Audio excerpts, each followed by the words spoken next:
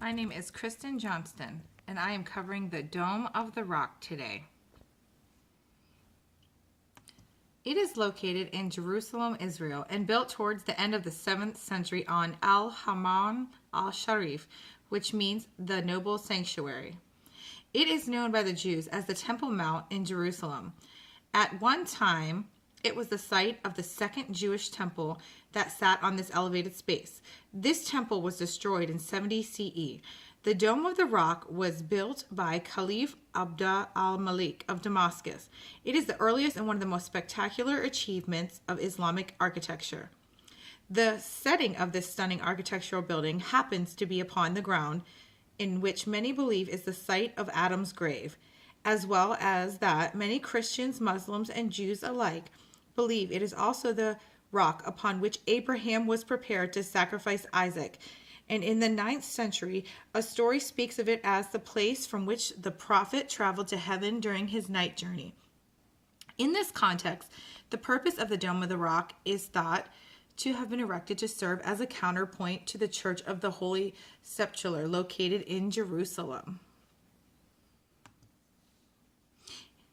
In stone, being a rebuff to Christianity and allowing the artistic argument that Islam is a worthy successor to Christianity and Judaism is what was hoped to become communicated. Another theory on its purpose was that it was built to rival the Kaaba in Mecca. Scholars haven't agreed on the dome's original purpose. One thing they have agreed on is the splendid example of Islamic architecture it is. The Dome of the Rock has an extraordinary visual impact due in part to its mathematical rhythm of its proportions. Critical dimensions are in relation to the center circle that surrounds the sacred stone. An example of the outer wall is 67 feet long, and this is the exact dome's diameter and its exact height from the base of the drum. Byzantine churches in Italy, Syria, and Palestine use the same principles, but none compared to the integration of plan and elevation seen in the Dome of the Rock. At the top is the great golden dome that acts as its crown. It originally was made of gold, then replaced with copper, then aluminum, and that is now covered in gold leaf. The dome topped by a full moon decoration, which is the familiar crescent moon symbol of Islam, is positional so that when looking through it, you would be looking straight towards Mecca. Adorning the shrine's exterior is beautiful multicolored Turkish tiles that are faithful copies of the Persian tiles that were the original tiles. White marble covers the lower half of the exterior. Arabic inscription is around the octagonal part of the dome, which is verses from the Quran. Glazed tiles made in Turkey cover the area called the drum, just below the golden dome. It tells of the night journey of Muhammad. In the shrine, behold an arched wall called the inner octagon, following the outside shape. Located between this and the central circle forms an inner walk space carpeted in lush red around the rock.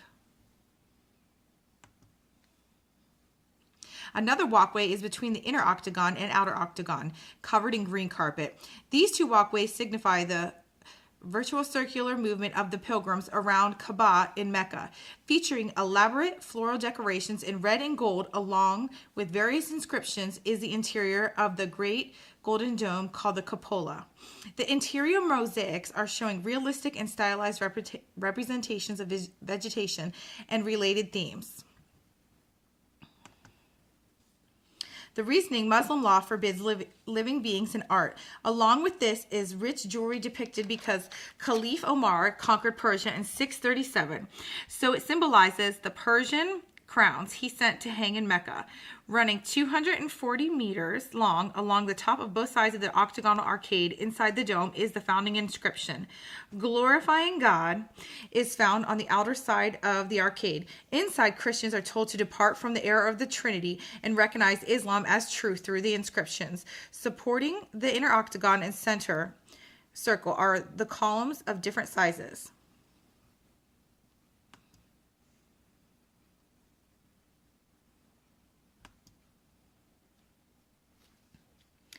they had recycled from other structures. Some have crosses which signify a church, not as part of the original design,